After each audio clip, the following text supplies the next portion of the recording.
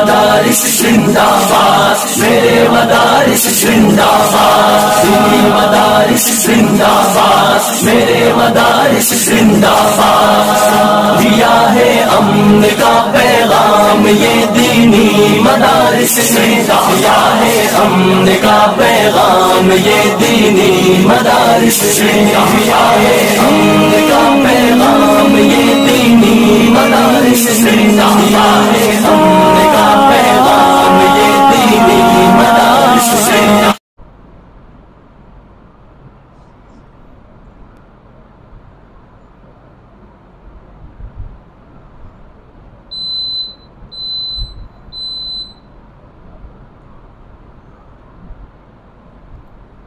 अल्हम्दुलिल्लाह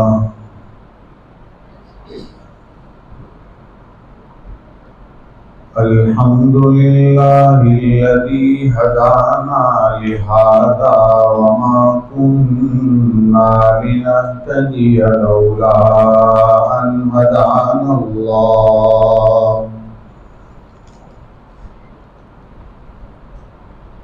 लक़द जाअत रुसुलु रब्बिना बिल-हक़्क़ सलवातुल्लाहि व सलामुहु अला सय्यिदिना मुहम्मद व अला आलिहि व सहबिहि व बारक व सल्लम तस्लीमा कसीरा।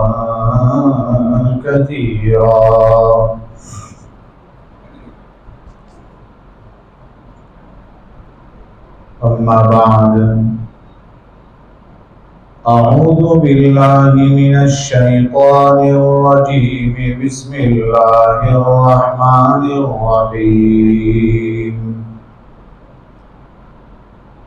वमन यब्तगि गैरल इस्लामी दीनन फलन युक़बल मिन्हु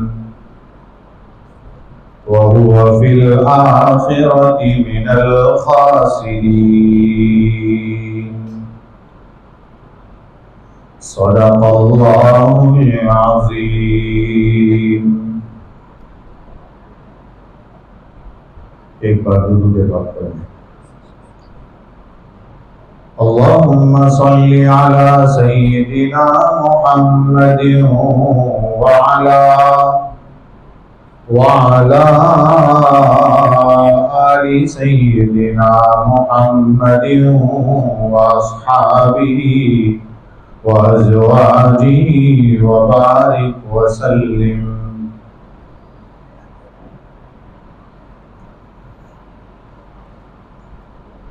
बुजुर्गों और भाइयों,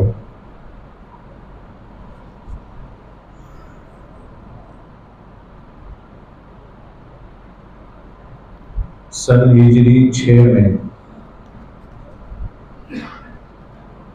सुलह हुदैबिया का वाक़या पेश आया।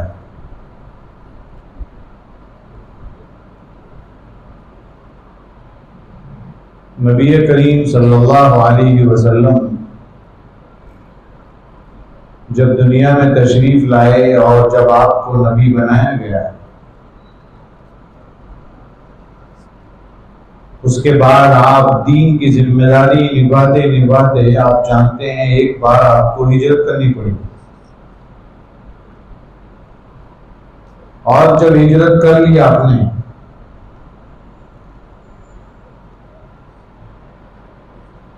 उसके बाद मुशरिकीन से जंगें हुई,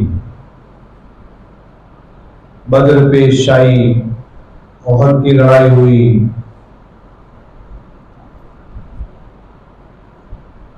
यहाँ तक के सुलह हुदैबिया का वाक़या पेश आया और यहाँ पर आकर जंग रोक ली गई, लड़ाई रुक गई।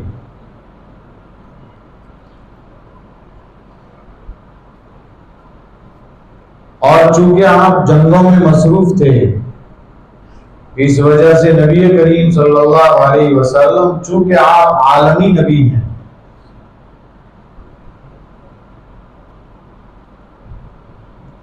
तो तो आप पूरी दुनिया में दीन की दावत देना चाह रहे थे,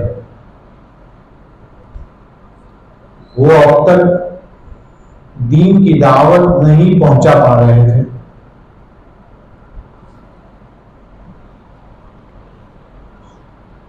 जैसे ही जंग रोक ली गई, सुलह हो गई, मुशरिकीन ने मक्का का हाल तो यह था कि उन्होंने तिजारत शुरू कर दी कि अब जंग नहीं होने वाली है। शाम जाना होता था, सीरिया, तो वो उन्हीं रास्तों से जाना पड़ता था। जब लड़ाइयां चलती थी, रास्ते पार करना आसान नहीं होता था।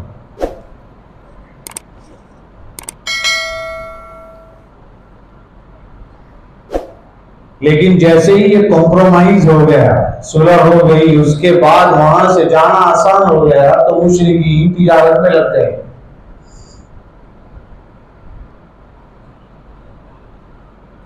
रहा नबी करीम सल्लल्लाहु अलैहि वसल्लम का मामला, तो सरकार ने मौके को गनीमत समझा। आपने कोशिश की, बल्कि आपने दुनिया के बादशाहों के नाम खुतूत लिखना शुरू किए। वो जमाना खुतूत का था, पैगाम खत के जरिए दिया जाता था। ये जमाना ईमेल का है, मैसेज का है, व्हाट्सएप का है। सरकार ने खत लिखे। खत कोई लंबा चौड़ा नहीं लिखते थे आप, बहुत मुख्तसर काम की बात लिखते थे। सिर्फ उसमें इतना होता था, इस्लाम ले आओ, सलामत हो जाओगे, अस्लिम तस्लम।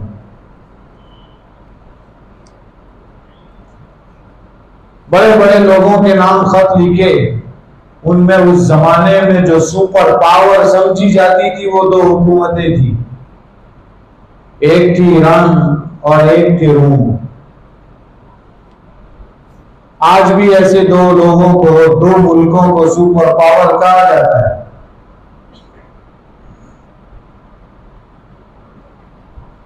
ईरान के बादशाह का लक़ब किसरा होता है, फारसी में उसे खुसरू कहते हैं। और रूम के जो बादशाह का लक़ब है वो हिरक़ल है।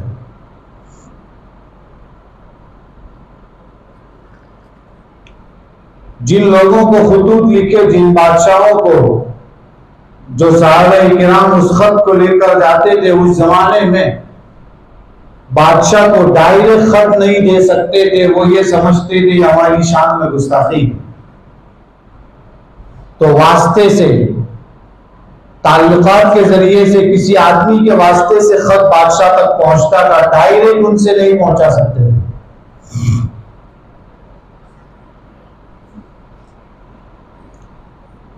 किसरा को जो खत लिखा था, उसने उस खत को पढ़ते ही चाक कर दिया था और फाड़ दिया था। बहुत मशहूर वाकया है, उसमें जाना नहीं चाहता। सरकार के पास जब ये खबर पहुंची थी, आप सल्लल्लाहु अलैहि वसल्लम ने फरमाया कि उसकी हुकूमत के टुकड़े होंगे, उसने मेरे खत को फाड़ा। बाद में लोगों ने देखा कि कैसे परख्चे उड़े, और हजरत उमर रज़ियल्लाहु अन्हु के जमाने में ईरान कैसे फतह हुआ, और साथ इब्न अबी वक्कास रज़ियल्लाहु ताला अन्हु ने क्या कारनामे और क्या किरदार अदा किया, सब जानते हैं, तारीख की बातें। रूम के बादशाह हिरक़ल के नाम जो खत लिखा था, हजरत यहया कल्बी रज़ियल्लाहु ताला अन्हु लेकर गए थे। हजरत यहया कल्बी रज़ियल्लाहु अन्हु डायरेक्ट जा नहीं सकते थे, किसी वास्ते से हिरक़ल तक ये खत पहुंचा था। हिरक़ल ने उस खत को पढ़ा और फिर सबसे पहले यह ऑर्डर जारी किया कि इस वक्त यहां पर देखिए कि वहां के करीब के लोग आए हुए, अगर कोई आया हुआ है, कोई काफिला तिजारत की गरज से आया है, उसको मेरे पास हाजिर किया जाए।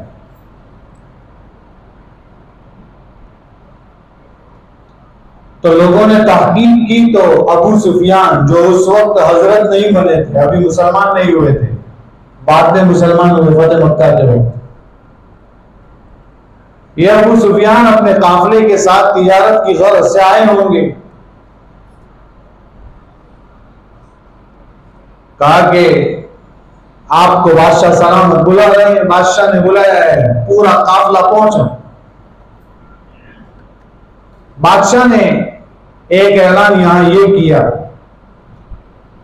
बादशाह उस वक्त के जो हुआ करते थे वो बड़े समझदार होते थे, आज के जमाने की तरह नहीं होते थे।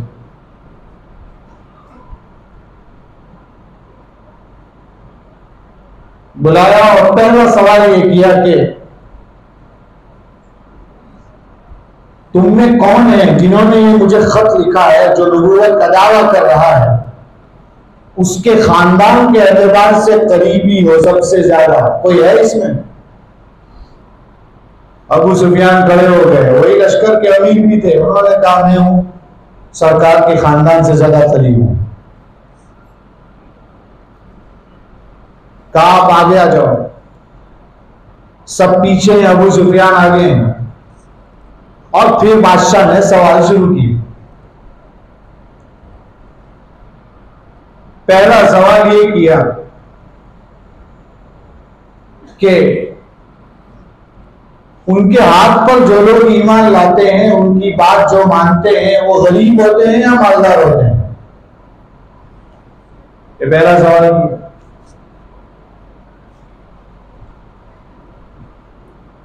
अबू सुफियान ने कहा गरीब होते हैं।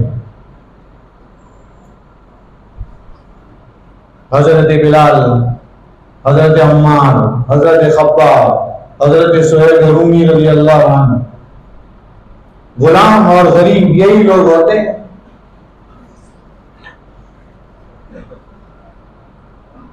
और गरीब ही बेचारा पूरी कुर्बानी देने के लिए तैयार रहता है। हमारे हजरत फरमाते हैं कि जो आज भी ऐसा ही है कि जब मोहल्लों में और इलाकों में प्रोग्राम होते हैं तो गरीब ही बेचारा आता है प्रोग्राम में। मालदार तो ये समझता है जरूरत ही नहीं है हमको कुछ सुनने होगी, हम तो सीधे ही जन्नत में जाएंगे। गरीब बेचारा समझता है दीन सीखना चाहिए, समझना चाहिए, कोशिश करनी चाहिए, कुछ तो हमारी नस्लों में दीन आ जाए।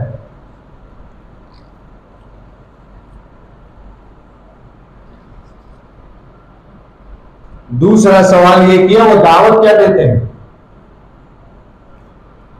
ये बादशाह पूछ रहा है उस शख्स से जो अभी ईमान नहीं लाया है। अबू सुफियान मुसलमान नहीं हुए। अगर ये सवाल हमसे कर लिया जाए कि मोहम्मद सल्लल्लाहु अलैहि वसल्लम क्या दावत देते थे, शायद हम गड़बड़ा जाएंगे कि क्या दावत देते थे। फरमाया कि अबू सुफियान क्या कह रहा है देखिए, अभी तक चूंकि हजरत नहीं बने हैं तो कह रहा है मैं बोल रहा हूं। कहा कि वहीदुल्लाह, वरना वो ये कहते हैं कि अल्लाह को एक मानो, ओनली वन, सिर्फ एक ही है अल्लाह, कोई नहीं इसके अलावा। इबादत किए जाने के लायक सिर्फ एक ही जात है, करने धरने वाली जात अल्लाह ही है। अल्लाह के साथ किसी को शरीक नहीं कर सकते, वरना मुशरिक हो जाएंगे और मुशरिकों का अंजाम अच्छा नहीं। पत्थर के बुतों की परस्तिश नहीं, लात मार दी जाएगी, कोई तवज्जो नहीं उसकी तरफ। वो यअमुरुना बिस्सलाह, वो नमाज का हुक्म देते हैं, रोजे का हुक्म देते हैं, ज़कात का हुक्म देते हैं, और इलाके में मोहब्बत बांट दें, घरों के अंदर मोहब्बत आ जाए उसके लिए सिला रहमी का हुक्म देते हैं। सिला रहमी यानी रिश्तेदारों के हुकूक अदा करना।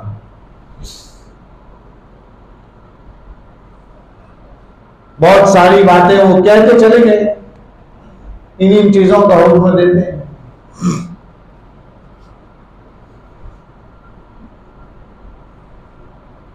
फिर हिरकल ने फिर पूछा,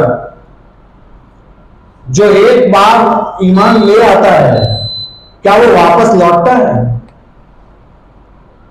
यानी वापस का मतलब वापस वो मुसलमान इस्लाम खत्म करता हो, गैर मुस्लिम हो जाता हो, ऐसा होता है? अबू सुफियान ने कहा ना, एक बार ईमान ले आया बस जान देने के लिए तैयार।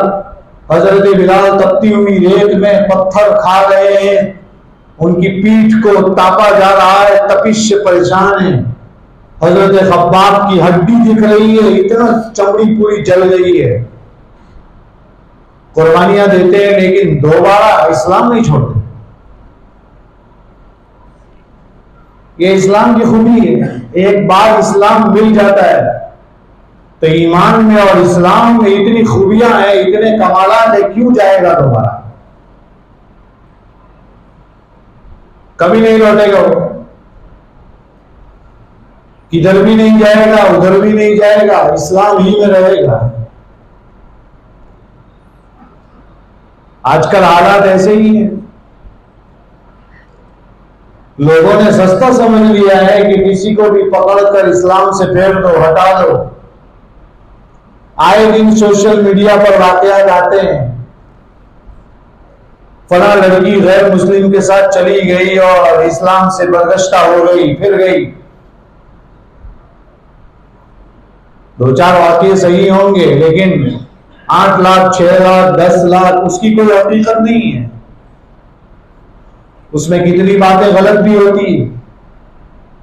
और सबसे बड़ी परेशानी यह है कि ऐसे वाकयात देखकर हमारे मुसलमान ही उस वीडियो को वायरल करते हैं, तो उसको तो और जिद्दी बनाया जाता है। लड़कियां अगर मुस्लिम हो तो और जिद्दी हो जाएगी, थोड़ी बहुत कन्वर्ट होने वाली हो वो भी नहीं होगी। और उसके बाद आप बताइए, अगर उसको सही जगह रिश्ता कराना हो कैसे कराएंगे? कौन शादी करेगा ऐसी लड़की के साथ? कोई तैयार नहीं होगा। कुछ कमजोरियां हमारी भी,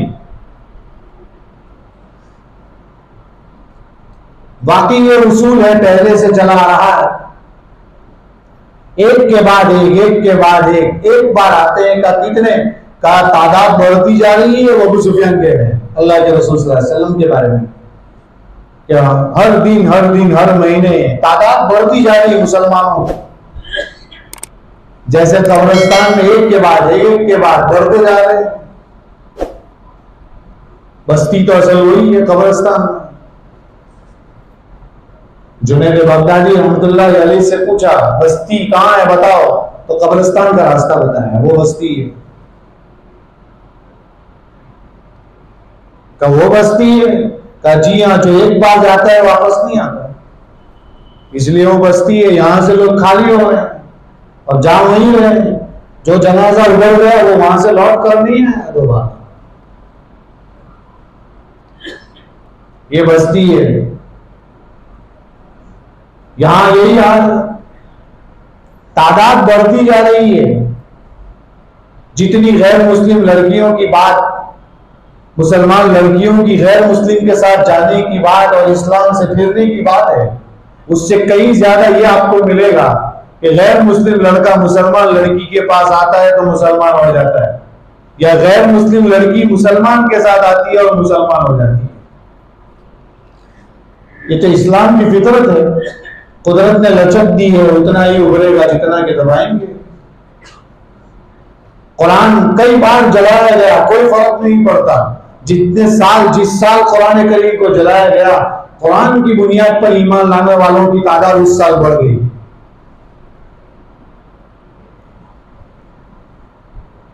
जितनी बार नबी करीम सल्लल्लाहु अलैहि वसल्लम की तौहीन की गई, सरकार की जात पर कीचड़ उछाला गया, कोई फर्क नहीं पड़ा। जितना इंसान आफताब पर थूकता है उतना उसके मुंह पर आता है, कोई फर्क नहीं पड़ता, बल्कि इस्लाम लाने वालों की तादाद बढ़ती जा रही है। तो एक तरफ तो यह हौसला रखने की जरूरत है कि इतना सस्ता नहीं है कि हम ये समझ लें कि 6 लाख मुसलमान लड़कियां चली गई और ये हो गया। लेकिन दूसरा पहलू भी है। दूसरा पहलू यह है कि हमें अपनी लड़कियों के बारे में गाफिल नहीं होना चाहिए, क्योंकि कुछ वाकयात सच्चे भी पेश आते हैं और हो भी रहा है। तो उसकी तरफ तवज्जो करने की जरूरत है। इस्लाम ने बहुत ज्यादा तालीम की तरफ तवज्जो दी है और तालीम के साथ साथ तरबियत। आज बाप जो है सुबह जाता है काम पर, शाम को अपने घर लौटता है, उसको अपनी औलाद के बारे में कोई फिक्र नहीं। और बहुत सारे बाप ऐसे हैं जिनको अपनी लड़कियों के बारे में कोई इत्तला नहीं है। स्कूल जाते हैं और आते हैं बच्चियां, कहां जाती है कहां आती है कभी बाप पूछता भी नहीं। ये ट्यूशन क्लासेस जो चल रहे हैं उससे कितनी भी हयायां फैल रही है, पूछिए आप। रिचार्ज कराने के लिए, कई कामों के लिए जवान लड़कियों को बेतहाशा बाहर भेज देना और ऐसे ही भेज देना, ये ठीक नहीं है। हर एक को अपनी जिम्मेदारी का जवाब देना है। सवाल किया जाएगा अल्लाह के यहां, आपको लड़कियां मिली थी, आपने क्या किया? कुछ जिम्मेदारी हमारी है जिसकी तरफ हम तवज्जो नहीं देते, जिसकी वजह से कभी कभी वो गैरों का लुकमा बन जाती है। और फिर जब परेशानी आती है तो बाप रो रहा होता है, काश के पहले ही अपनी बच्चियों की तरफ तवज्जो दे दी होती, उसको शुरू ही से तौहीद बता दी होती। ईमान ऐसी वैसी दौलत नहीं है चली है, उसको शुरू से बताया होता सरकार की सीरत क्या है, उसको शुरू से बताया होता हजरत आयशा की पाकदामनी क्या है, जिना से कितने बड़े नुकसान होते हैं, पर्दा कितनी बड़ी अहमियत रखता है, औरत की जात की क्या अहमियत है, उसकी पूरी बॉडी का पर्दा क्यों इस्लाम ने बताया है, बुर्के की क्या अहमियत है। हमने शुरू से चूंकि मकतबों में नहीं भेजा, खुद नहीं बता सके, मकतब में ही भेज देते और तरबियत करवा लेते तो बहुत फायदे हो जाते। और जब बच्ची लुट रही होती है तो लोग परेशान हैं। इस पहलू पर भी गौर करने की जरूरत है, इसलिए कि तालीम की अहमियत तो इतनी है कि आप जानते हैं ना, जमाने जाहिलियत से पहले, जमाने जाहिलियत में यानी इस्लाम के आने से पहले, सरकार के आने से पहले जिना आम था, शराब आम थी। यहां तक के हालात क्या थे? हालात ये थे कि काबतुल्लाह जैसे काबतुल्लाह की ताजीम नहीं होती थी, नंगे लोग तवाफ करते थे। तो समझ सकते हैं क्या हालात थे। कुरान की जो पहली वही आई है, हो सकता था कि वो पर्दे पर आती, हो सकता था कि वो जिना से रोकने पर आती, हो सकता था कि शराब से रोकने पर आती।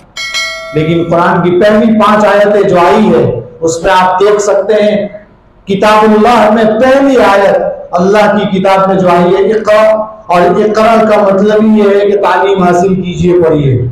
यानी तालीम की इतनी अहमियत है कि कुरान की पहली वही भी आई है तो तालीम के लिए आई है। ग़ज़वा बद्र हुआ और पहली जंग इस्लाम की सबसे बड़ी, और उस जंग के बाद जो कुफ्फार कैद कर लिए गए उनको आजाद करने के लिए मालूम है क्या हुआ था? मुशरिकीन से ये कहा गया था, हमारे 10 मुसलमान बच्चों को आप में जो पढ़े लिखे लोग हैं वो इनको पढ़ा दो, पढ़ा देंगे तो आपको आजादी मिल जाएगी। मालूम होता है तालीम की अहमियत है। खुलासा इस पूरी बात का ये है कि हालात अच्छे नहीं हैं, लेकिन कुछ जिम्मेदारियां हमारी है। बाप को चाहिए कि अपने बेटों की, अपनी बेटियों की तरबियत करें, एजुकेशन की तरफ तवज्जो दें। लड़कियों को नर्स बनाना अच्छा है, लड़कियों को इंजीनियर बनाना अच्छा है, लड़कों को वकील और डॉक्टर बनाना अच्छा है, लेकिन इन लड़कों को और लड़कियों को तालीम की तरफ तवज्जो देने की जरूरत है। जहां अच्छा डॉक्टर बनेगा वहां अच्छा मुसलमान भी चाहिए, नेक मुसलमान भी चाहिए, ताकि ये ईमान की दौलत कोई छीन न ले, कोई उसे लेकर चला न जाए। इसकी तरफ भी तवज्जो देने की जरूरत है। हालात तो खराब हैं, लेकिन अगर हम थोड़े से होश के नाखुन लेंगे तो कभी भी कोई परेशानी नहीं आएगी। हमें कुर्बानियां देनी पड़ेगी, कुछ कमाना पड़ेगा, कुछ तैयार होना पड़ेगा, कुछ तरबियत की तरफ तवज्जो देनी पड़ेगी, उलमा से राब्ता करना पड़ेगा, दीनी बयानात में शामिल होना पड़ेगा, लड़कियों को तालीम से आरास्ता करना पड़ेगा, घरों में तालीम को जिंदा करना पड़ेगा। तब जाकर मेरे भाइयों इन हालात का मुकाबला हो सकेगा। वरना आप जानते हैं आए दिन नई पॉलिसियां आती है, नए नए वाकयात पेश आते हैं, रोजाना दुख भरी खबरें सुनते हैं, लेकिन कम से कम उससे हमें सबक लेना चाहिए, तालीम की तरफ तवज्जो देनी चाहिए। आज के ज़माने में हो कि क़यामत तक हो, इस्लाम के अलावा कोई मज़हब अल्लाह के यहाँ कबूल नहीं है, इसलिए इसकी तरफ तवज्जो करें। अल्लाह ताला मुझे इस पर अमल करने की तौफीक अता फरमाए, हम सबको इन बातों पर अमल करने की तौफीक अता फरमाए, अपने बच्चों की, अपनी नस्लों की तरबियत करने की सही तौर पर हम सबको तौफीक अता फरमाए। आमीन। व आखिर दावाना अनिल हम्दुलिल्लाहि रब्बिल आलमीन।